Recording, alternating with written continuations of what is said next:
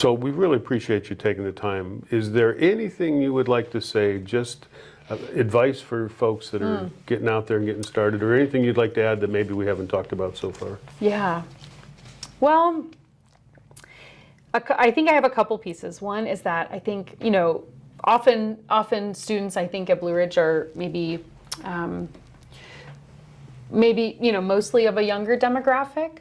And so I think there's no time to start practicing some of these chops while you're maybe your cost of living is low if folks are still living at home, or, able to sort of share costs with some friends or something. But entrepreneurship, I think, I'm forgetting what the stat is, but it's like people who start businesses start 4 businesses, or maybe 7. It's like people who have that hunger for that thing, they find a way to keep doing it. And so there's no, you don't have to start a business thinking this is going to be the end all be all.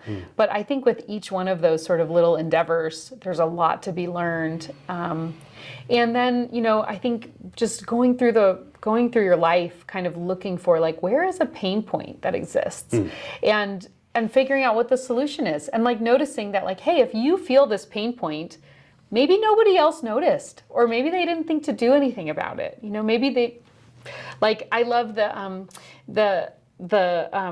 a, what is he called? Like a built infrastructure architect who I watch on TikTok, who like talks about things that how you can change the environment to change how life unfolds there, right? So like if people are cutting a corner on a sidewalk, we can make the sidewalk go around the corner, right? Instead of at a 90-degree angle. And so some of those kinds of choices, it's like that's sort of a parallel, I think, to ways that a business could potentially exist to solve a social problem or a pain point in your community. And I think we all get to pay attention to what those are and really like embody the idea that we have our own unique perspective and ability to solve those.